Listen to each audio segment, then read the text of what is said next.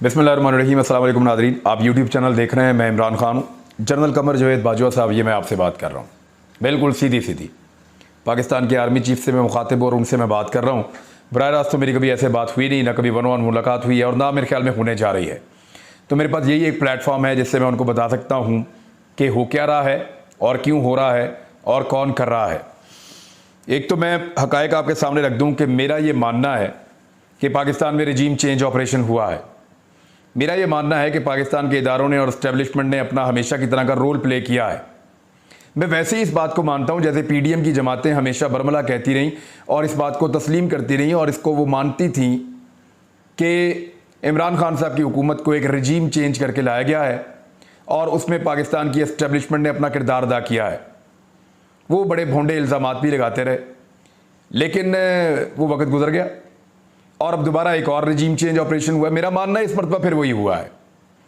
जो एक पूरा बैकग्राउंड है पिछला, उसको देखते हुए मुझे तो यही लगता है, क्योंकि ऐसे हो नहीं सकता कि इतनी सारी पार्टियां ही। और मैंने शवाहिद देखे, मैंने चीज़ें देखी, मेरे सामने चीज़ें होती रही, वन ओ वन एक एक करके चीज़ आती रही, मैं देखता रहा तो मैं कायल हो गया और मैंने अपना एक मौक़िफ़ बनाया बिल्कुल वैसे ही जैसे कल एक मौक़िफ़ मरियम नवाज़ का था, नवाज शरीफ का था और दर्जनों सहाफ़ियों का था, फजल रहमान का था, आसिफ अली जरदारी का था, बिलावल का था और दर्जनों सहाफ़ियों का था। इसी तरह मेरा भी एक मौक़िफ़ है और पाकिस्तानी कौम का भी एक मौक़िफ़ है। तो जिस तरह उन लोगों को सबको अपने मौक़िफ़ को बोलने की इजाज़त थी, ऐसे ही मुझे भी मेरा मौक़िफ़ बोलने की इजाज़त होनी चाहिए। मैं भी एस्टेब्लिशमेंट से वही शिकवा कर रहा हूँ जो वो कर रहे थे और मैंने कोई लिमिट क्रॉस नहीं की। फ़ौज को मैंने कभी गाली नहीं दी, फ़ौज के खिलाफ मैंने कभी बदतमीज़ी नहीं की, फ़ौज के किसी आदमी को मैंने कभी कोई चैलेंज नहीं किया और मैंने बराह रास्त किसी के साथ बदतमीज़ी भी नहीं की, जैसी पहले होती रही है पाकिस्तान में बेशुमार। अब मेरे साथ हो क्या रहा है, मुझे बहुत सारे लोग मिले, जनरल साहब और आपके डिपार्टमेंट के लोग मिले और बार बार मिले, लाहौर में मिले, इस्लामाबाद में मिले और जगहों पे मिले। वो मिलते रहे और मेरे साथ बात करते रहे और मुझे कहते रहे कि अपना मौक़िफ़ बदल दें। लेकिन मैं जब उनके सामने सवालात रखता था तो मुझे मेरे सवालों के जवाब नहीं मिलते थे और साथ ही साथ सवालात की तादाद बढ़ती गई जैसे जैसे अवाम की हालत बद से बदतरीन होती चली गई। पाकिस्तान में महंगाई, गुर्बत, लोगों के हालात, बैड गवर्नेंस, इन सारी चीज़ों को देखते हुए और जिन लोगों को कल तक चोर और डाकू कहा जाता था और समझाया जाता था, बताया जाता था, उन सारे लोगों को इक़्तिदार में आता हुआ देखते हुए मेरे सवालात बढ़ते गए और मेरे सवालात के जवाब जनरल साहब आपके लोग नहीं दे पाए। जब मैं उनसे ये सवाल करता था, वो मुझे कायल करने की कोशिश करते थे, तो मैं हमेशा उनसे यही कहता था कि मैं आप लोगों से नहीं लड़ रहा, आपको मैं कुछ नहीं कह रहा, मैं तो सिर्फ सवाल उठा रहा हूं और मेरा एक मौक़िफ़ है और वो रखना मेरी मर्जी है। क्या ये मेरा डेमोक्रेटिक राइट नहीं है कि मैं सवाल उठाऊं या इख्तिलाफ राय कर सकूं? तो मैं वही कर रहा था। लेकिन उसके बाद मेरे साथ होना क्या शुरू हुआ, मुझे धमकाया गया, मुझे थ्रेट किया गया, सख्त जुबान का इस्तेमाल किया गया, सख्त अल्फाज का चुनाव किया गया।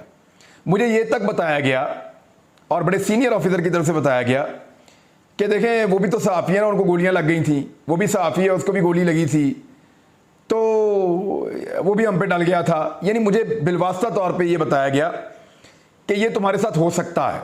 मैं बच्चा नहीं हूं, मुझे पता चलता है मुझे धमका रहे हैं। उसके बावजूद मैंने अपना मौक़िफ़ जो है उसके ऊपर मैं डटा रहा। मैंने कहा जी मुझे ये ठीक लगता है, मैं इसको कर रहा हूं, मुझे आप कायल कर लें तो मैं आपकी बात मान लूंगा। मैंने कभी मुज़ाकरात से इनकार नहीं किया। मुझे जिसने बुलाया मैं गया, चाहे लाहौर में बुलाया हो, चाहे इस्लामाबाद में बुलाया हो, चाहे बार बार बुलाया हो, मैं हमेशा गया और मैंने जाके मुलाकात की। मेरे इदारे हैं, मैं क्यों भागूं? मैं तो सिर्फ सवाल पूछता था कि जनाब इसका जवाब है। जब जवाब नहीं है तो फिर मैं क्या करूं? अब मैं जवाब तो बना के ला नहीं सकता। फिर कौम की हालत आप देखें क्या हो गई है पाकिस्तान में, लोगों का बेड़ा गर्क हो गया। अब इन सारी चीजों को देखते हुए मुझे दुख होता है और मैं आवाज उठाता हूं। ये मेरा हक है, बिल्कुल वैसे ही जैसे पहले भी सहाफ़ी उठाते रहे पाकिस्तान में। 6 जून 2022 को पहला वाकया होता है मेरे साथ। उससे पहले हमारे खिलाफ कार्रवाइयां की गई, मुकदमे भी दर्ज किए गए, लेकिन नॉर्मल चीज़ है। 6 जून 2022 को एक ऐसा वाकया होता है जो मुझे बहुत तल्ख कर देता है और बड़ी तकलीफ देता है।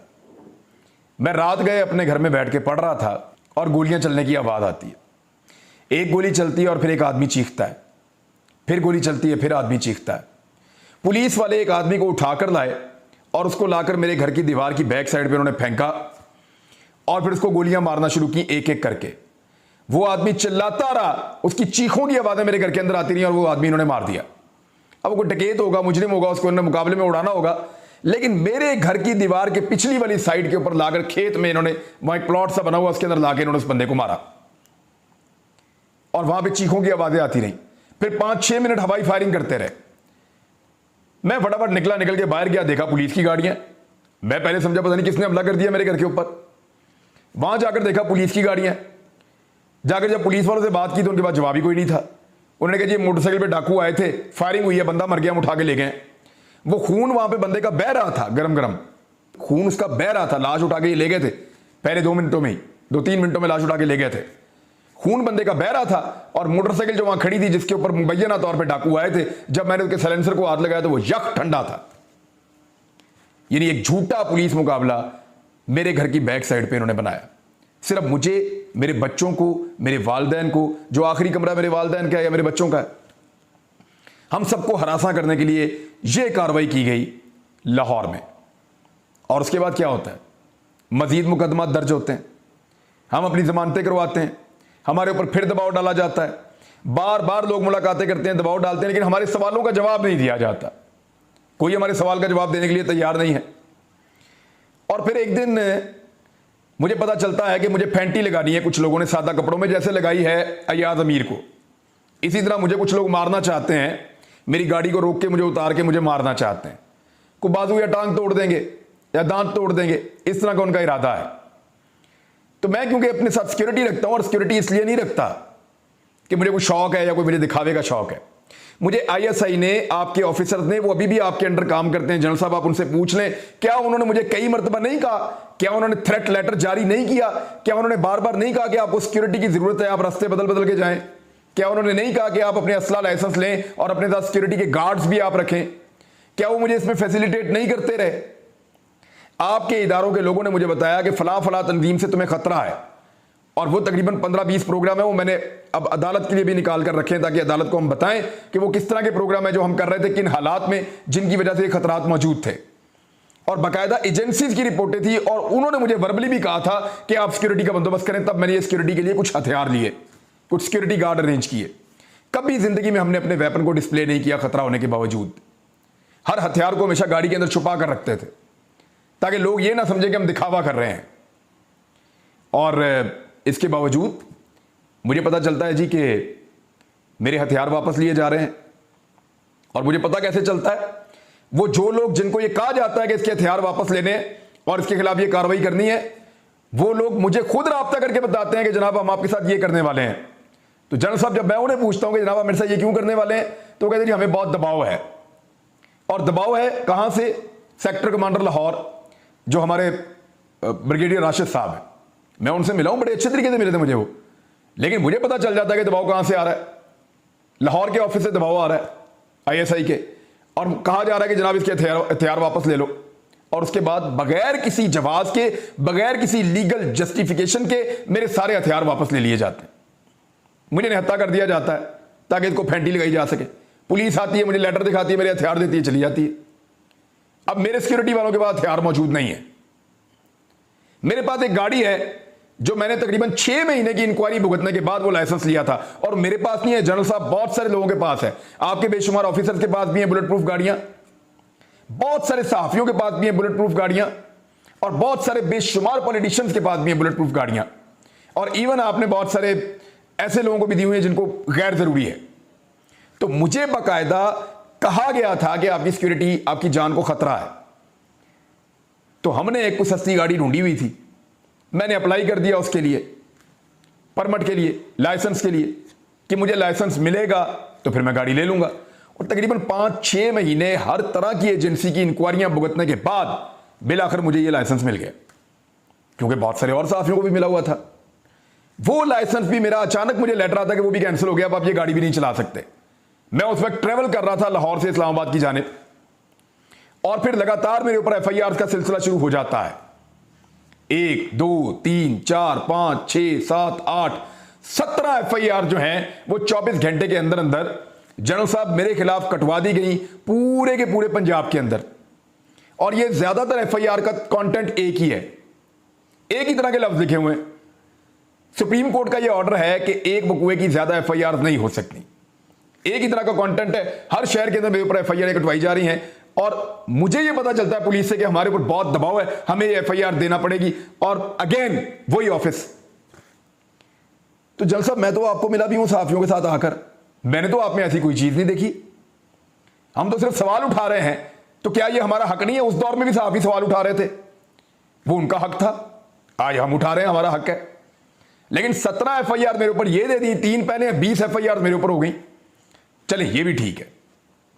इसके बाद मुझे एफबीआर के नोटिस आते हैं, मैं उनके दफ्तर में जाता हूं, जाकर उनके सामने बैठता हूं, बैठ के कहता हूं जनाब बताएं क्यों नोटिस आए।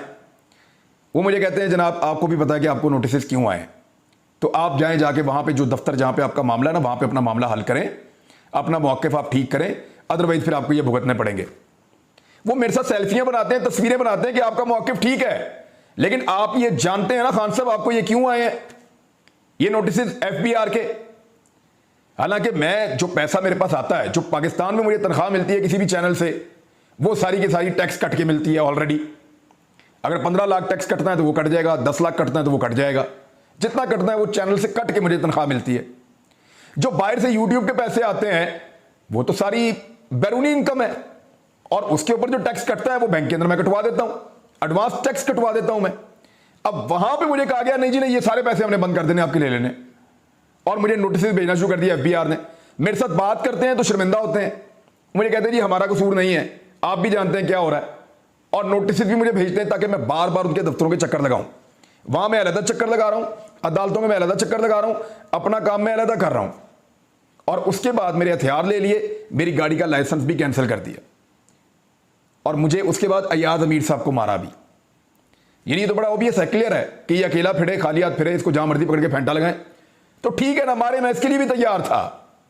लेकिन अब जो हुआ है ना, ये रेड लाइन क्रॉस हो रही है जनरल साहब, ये ज्यादती हो रही है। क्योंकि देखें हमारा इख्तिलाफ राय हो सकता है, हम मीडिया हैं, आप इस पाकिस्तान की आर्मी है, हमारा इख्तिलाफ राय हो सकता है किसी मामले के ऊपर, हम कभी खबर आपके हक में दे सकते हैं, कभी आपके खिलाफ भी दे सकते हैं, ये तो चलता रहेगा।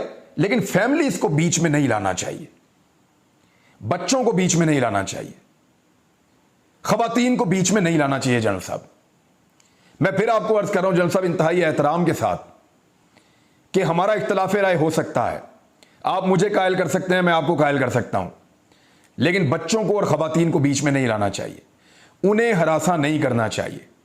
मेरे साथ ये हो रहा है। दूसरी बात, जो मेरे वालिद साहब हैं वो सन 2020 में रिटायर हुए थे 60 साल के होके। रिटायरमेंट के बाद, और मैं आपको अपनी इनकम का भी बता देता हूं, आज मजबूर होकर बता रहा हूं वरना कभी नहीं बताना चाहता था। मैंने सिर्फ इस साल के अंदर अभी तक, जब मैं आपके सामने बैठा हूं 6 महीने में, मैंने को 10-12 करोड़ रुपए मैंने अभी कमाया। हालांकि मेरे चैनल में मुझे नौकरी भी नहीं है, लगभग 12 करोड़ के करीब मैंने अभी कमाया है, और ये सोशल मीडिया से इनकम आ रही है। मुझे तो पता भी नहीं था ये क्या चीज होती है। यहां से अल्लाह ताला ने मेरा रिज़्क़ का दरवाजा खोल दिया, हमने उसका एक हिस्सा रख दिया कि ये हम लोगों को दे देंगे, वो हम दे देते हैं। दूसरा हमने रख दिया कि हम इससे कुछ कारोबार कर देंगे, कोई काम कर देंगे पाकिस्तान में। हम तो ये सोच रहे थे, और ये पैसा पाकिस्तान बाहर से आ रहा है और यहीं पे इस मुल्क के अंदर खर्च हो रहा है। मेरे वालिद साहब रिटायर हुए और उन्होंने कहा कि मैं कोई कारोबार करना चाहता हूं। एक दो चीजें उन्होंने देखी, वो नहीं कर पाए, लेकिन फिर मैंने उनको एक आइडिया दिया कि वो जो झील है, बहुत बड़ा एक डैम है पंजाब में, उसका कॉन्ट्रैक्ट मिलता है, आप वो ले लें, उसका आप कॉन्ट्रैक्ट ले लें और उसके अंदर मछली डाल दिया करें, बच्चा जब वो साल बाद बड़ी हो तो वो निकाल के बेच दिया करें मार्केट में, तो एक अच्छा बिजनेस हो जाएगा, ज्यादा आपको काम भी नहीं करना पड़ेगा, कुछ मुलाजिम वहां पे रख लें। उनको आइडिया पसंद आया और उन्होंने जाके वहां पे बोली के अंदर हिस्सा लिया। जितने वहां पे लोग मौजूद थे, सैकड़ों की तादाद में, सारे गवाह हैं। 1.5 करोड़ से बोली शुरू हुई और 4.5 करोड़ तक गई। 1.5 करोड़ से 4.5 करोड़ तक बोली गई और 2 पार्टियां बच गई बाकी। तो मेरे वाले साहब ने उस पार्टी के साथ मिलकर आधे आधे पैसे डालकर 50-50% पे ये डैम ले लिया। यानी 2.25 करोड़ रुपया मेरे वालिद साहब ने दिया, 2.25 करोड़ रुपया मियां वाली की जो पार्टी है उन्होंने दिया, और दोनों ने मिलकर इस डैम को ले लिया। क्योंकि इससे ऊपर अगर जाते 5-6 करोड़ पे जाते तो मुनाफा ही खत्म हो जाता। ज्यादा 5.5-6 करोड़ की मछली उसमें से 3 साल में निकल सकती है, इससे ज्यादा निकल ही नहीं सकती। तो वो वहां पे 4.5 करोड़ में इन दोनों ने मिलकर वो ठेका लिया। आज मेरे घर के अंदर एक TCS आता है एंटी करप्शन के दफ्तर से, और एंटी करप्शन में मेरे बहुत सारे दोस्त हैं, वो भी बता रहे हैं कि खान साहब ये केस बनता ही नहीं है, क्या है कि क्यों बुलाया, वजह क्या है। ये लेटर आप देखें, आप हैरान हो जाएंगे देख के। मुझे कहा जा रहा है कि मैं अपने वालिद को पेश करूं एंटी करप्शन के दफ्तर में इस उम्र में। जनरल साहब फॉर गॉड सेक इन चीजों को रुकवाइए। सब मुझे बताते हैं कि कौन कर रहा है और कैसे कर रहा है, सब मुझे बताते हैं कि इसके लिए कौन जिम्मेदार है। क्या मुझे इख्तिलाफ राय रखने का हक नहीं है इस पाकिस्तान में? मेरे साथ आप जो मर्जी करें, मुझे राह चलते आप गोली मार दें, मुझे राह चलते हुए उठा के ले जाएं, मुझे थ्रेट करें, मेरे पे टॉर्चर करें, मेरे ऊपर FIR दें, लेकिन मेरी फैमिली को तो स्पेयर करें ना। ये देखें, हम फैमिली तक नहीं जाना चाहिए, ये रेड लाइन है। जब हामिद मीर ने गलत बात की थी तब भी मैंने यही कहा था कि फैमिली तक नहीं जाना चाहिए, ये रेड लाइन है, इसको कोई क्रॉस ना करे। तो मेरी ये गुजारिश है कि रेड लाइन प्लीज क्रॉस ना करें, ये मेरे लिए भी रेड लाइन है। आप मेरी फैमिली तक ना जाएं, मेरे बच्चों को, मेरे घर की खवातीन को हरासा मत करें, और मेरे वालिद साहब को एक ऐसी चीज के अंदर दाग घसीटें जिसका कोई कानून से ही ताल्लुक नहीं है। भाई पैसा कैश दे दिया उसी वक्त, उन्होंने भी दे दिया, मेरे वालिद साहब ने भी दे दिया, पैसे दे दिए, ठेका ले लिया, अभी मछली भी नहीं निकाली, अभी इस साल निकालेंगे वो। तो इसके ऊपर किस चीज का बदला ले रहे हैं हमसे, मुझे समझ नहीं आ रही हमें। ये डिपार्टमेंट सारे क्यों मेरे पीछे पड़ गए हैं? वाइल्ड लाइफ वाले मुझे कॉल करते हैं, वो जी पूछ रहे हैं आपके बारे में कि आपके खिलाफ क्या किया जा सकता है, चीजें निकालें। वो शराफत बेचारा, वो मेरे भाई की वजह से मुझे मिलने आता था। PP 168 के अंदर मलक असद खोकर को उससे बहुत प्रॉब्लम है, वो वहां पे बहुत सारे वोट निकाल सकता है। उसको गिरफ्तार कर लिया डकैती के मुकदमे में, वो करोड़ोंपति हैं वो लोग, 45,000 की डकैती में उसको गिरफ्तार कर लिया। आज जज साहब ने उसको जमानत दी कि यार नहीं, ये ज्यादती है, ये जुल्म है, ये बंद किया जाए ना, ऐसा जुल्म करो इस आदमी के साथ, इसको जमानत दो फौरी तौर पे। वो बेचारा जेल से बाहर निकला, CIA फिर पकड़ के उसको जाके फिर बंद कर दी। ये तो इंसाफ चल रहा है इस मुल्क में। यानी क्या करेंगे आप जुबान बंद करने के लिए? मैं फिर सारा कुछ बंद करके चुप करके बैठ जाऊं? सहाफत भी है, वो किसी से आप करवा लें अपनी मर्जी की।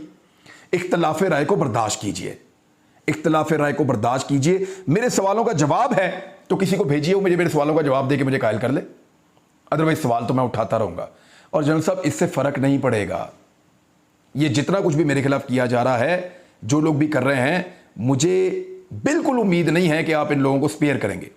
मुझे पता है कि आप मना करेंगे, मुझे पता है कि आपको इनको कहना चाहिए कि यार ये ज्यादती मत करो, फैमिली तक ना जाओ और ये झूठे मुकदमे मत कराओ। लेकिन फिर भी अगर ये करेंगे तो मैं तो चुप नहीं करूंगा, मैं अपनी बात करता रहूंगा, क्योंकि मुझे आप लोगों ने कायल किया था कि ये सारे बेईमान हैं, चोर हैं, डाकू हैं। मैं इनको मुल्क पे मुसल्लत नहीं होने दूंगा। अब तक के लिए इतना ही, अपना ख्याल रखिएगा। अल्लाह हाफिज़।